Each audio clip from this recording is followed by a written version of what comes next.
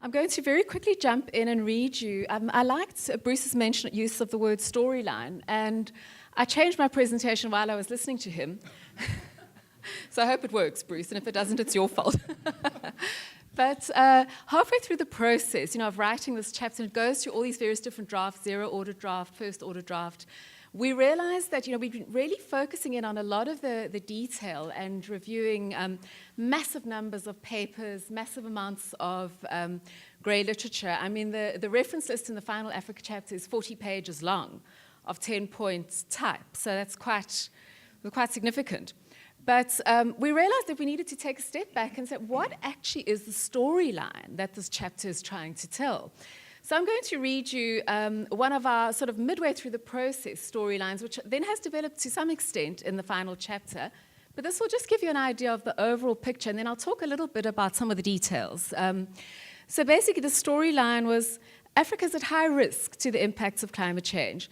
This risk is related to three main areas: high climate risk, evidence in the observed and projected warming that is higher than the global average, high levels of vulnerability related to structural poverty levels, high existing climate variability, degraded and sensitive ecosystems, high health burden that our health systems are not necessarily coping very well with, high reliance of livelihoods and economies on natural resources that are at risk.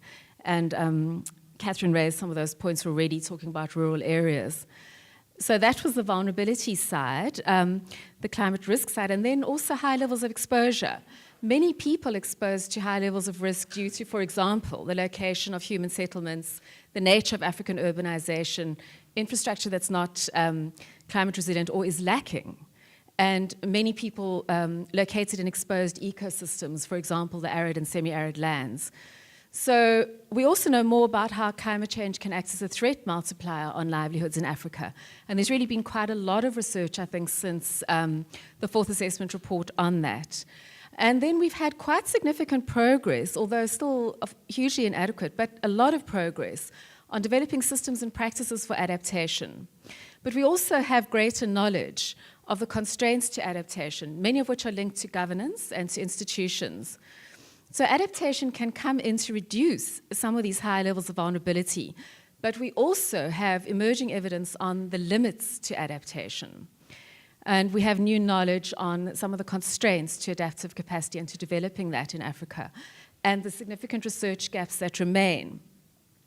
So essentially, just to flesh out that storyline a little bit, the chapter talks first of all about some of the physical impacts. And I'm reluctant to say too much because I know that Chris Leonard is sitting at the back of the room. And just want to acknowledge his role, thank you very much, Chris, in coming in and saving the Africa chapter from the physical science perspective. But just in 2 lines, and Chris can add a bit more later, the warming trend is very well established. It has, we've observed greater magnitude of change over the past 2 decades, especially in Southern Africa, West Africa, and the Sahel. And warming could exceed 2 degrees by mid-century under high emissions pathways, and it could be in the region of 3 to 6 degrees or higher by 2100. So in terms of then the vulnerability side of the chapter, we looked at things like ecosystems, impacts on water availability, etc., urbanization, really having to cover quite a full range of things in each of these regional chapters. In terms of ecosystems, so then there's increasing evidence on the shifting ranges of species and ecosystems, which a number of studies are now showing is definitely beyond the sphere of land use change influence and non-climate stresses. On the ocean ecosystems, increased evidence of impacts of acidification and warming, changes in upwelling with negative effects on fisheries as well. If we look at water, this is very much expected to amplify, climate change will amplify existing stress on water availability, and there don't seem to be a lot of studies at this stage showing a huge impact yet of climate change. The non-climate stresses seem to be much more important at this stage in terms of impacts on water availability, but the climate stresses are expected to come in and be much more significant in, I suppose, the midterm.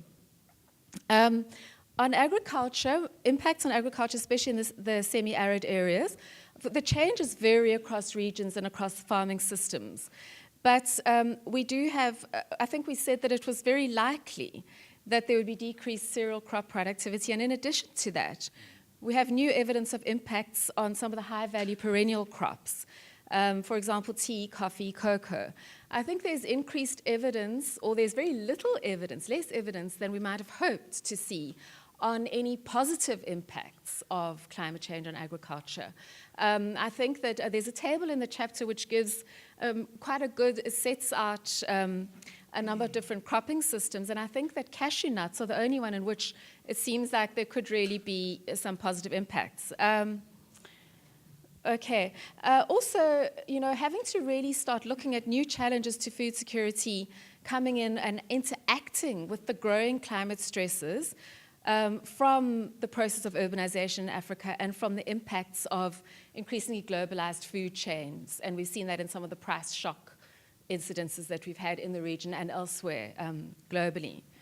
Just briefly on health, increased evidence of climate change multiplying existing health vulnerabilities, and some growing evidence of, for example, increased malaria in the highlands, particularly in East Africa, increased incidence of meningococcal meningitis and several other diseases, malnutrition, the role of malnutrition. But interestingly, very little research yet on the impacts of health stress. And I think that in Africa, in a continent where we have extremely hot areas already, we have a lot of people working outdoors, the impacts of this are going to be very significant. But there have been very few peer-reviewed studies published focusing on this in Africa. Moving on then to look at actual adaptation responses. In terms of the governance system, this I think is an area where there really has been quite a lot of progress since, let's say, since 2005. Almost every African country is putting in place governance systems for adaptation and for responding broadly to climate change. But essentially, these are all very incomplete at this stage, institutionally fragmented, and are not able to coordinate the existing range of adaptation initiatives in each country, many of which are donor-driven. Never mind take a more proactive approach to really coordinating adaptation response in countries. Obviously, there are some exceptions, but we're seeing really the need for far better adaptive management systems to manage the kind of complex socio-ecological change that we're starting to see play out already in Africa. I mentioned limits. Although there are very few studies explicitly looking at limits to adaptation, we've distilled out of various other studies, various barriers and limits, and Gina could also talk a bit more about that. But essentially, we're starting to see more evidence of a range of very intersecting and quite complex barriers to adaptation at different levels, at the household level, farming level, at policy and governance levels as well. And more evidence that some of these could really start to act as hard limits to adaptation. I want to just, can you put the slide up with the, I wanted to talk very briefly on the risk table. Yeah, that's it, thanks. So the next slide. Yeah, each of the regional chapters, and you'll see these in the SPM, but in greater detail in the regional chapters, developed a key risk table. And basically this, what we did was towards the end of the assessment process, each of the chapter teams developed one of these, identifying what they thought were the key regional risks for adaptation. So these are based on our assessment of the literature, but then as well there is a level of expert judgment that has come into these. And we identified 9 key regional risks for Africa. I won't go into all of them, but I wanted to just focus on, for example, reduced crop productivity. You probably can't see that, so I'll read it. So one of the key risks we identified was reduced crop productivity with strong adverse effects on regional, national, and household food security, linked to temperature and precipitation changes, and secondary impacts, such as those linked to increased pest and disease damage and flood risks to food system infrastructure. So we rated this as very high confidence. I mean, in these risk tables, you could also list risks that perhaps there wasn't that much evidence on yet, in which case they would be listed as lower confidence, but that there was enough evidence to indicate that there's something very concerning here. So for the crop productivity, then we set out a range of adaptation issues and prospects, but then in the final column also linked these, rated these according to present situation and how these would change, how the risks would change under high levels of adaptation as opposed to current levels of adaptation. So for crop productivity, you can see that in the near term, the risk we've rated, which is 2030 to 2040, we've rated that risk as high, but under high levels of adaptation, that risk could potentially be reduced to medium risk. But in the long term, if we remain on track for 4 degrees or higher increase in temperature change above pre-industrial levels, we really don't see then very much possibility at all for adaptation coming in to be able to reduce the risk, which I think just indicates how extremely, devastating a situation it will be in Africa if we remain on the current emissions trajectory. So if we can just go to the last slide, not the next one, but the third one.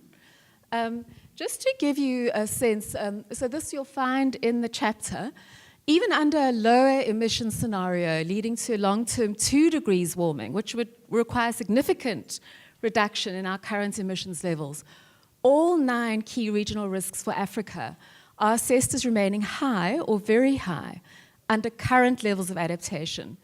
The assessment indicates that even under high adaptation, residual impacts in a 2-degree world, this is by 2100, would be significant, with only the risk associated with migration rated as being capable of reduction to low under high levels of adaptation. So just to conclude again then also on a more positive note, in terms of ways forward and opportunities, the assessments are not policy prescriptive, but clearly you can read between the lines and identify some very clear things that should really be done. A key issue for Africa is strengthening institutional frameworks and the emerging governance systems, especially at the local level, and this ties in very much with what Deborah has been saying. We really need strength and support from government, private sector, and NGOs to support the autonomous adaptation that is occurring. I mean, we have many, many examples and quite a lot of papers showing perverse policy impacts on autonomous adaptation. So this is an area that very seriously needs to be engaged.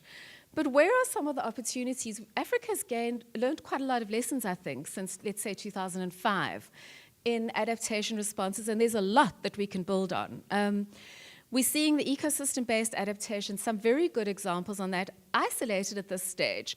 But this provides a very positive opportunity for a more system-oriented approach within which Africa's long-standing NRM, natural resource management, and community-based natural resource management practices could be embedded.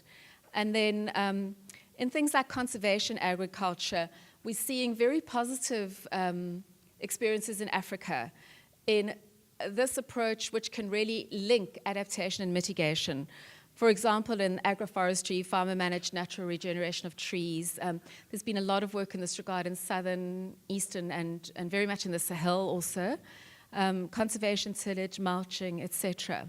One of the things which we have done in the chapter is to distill some principles for adaptation, for good adaptation practices, notwithstanding the fact that this is highly context-specific. But nevertheless, we think that you can start to distill some principles out, and we've attempted to do that. And I see they did make it through the peer review process, so hopefully there's some value in those. Thank you.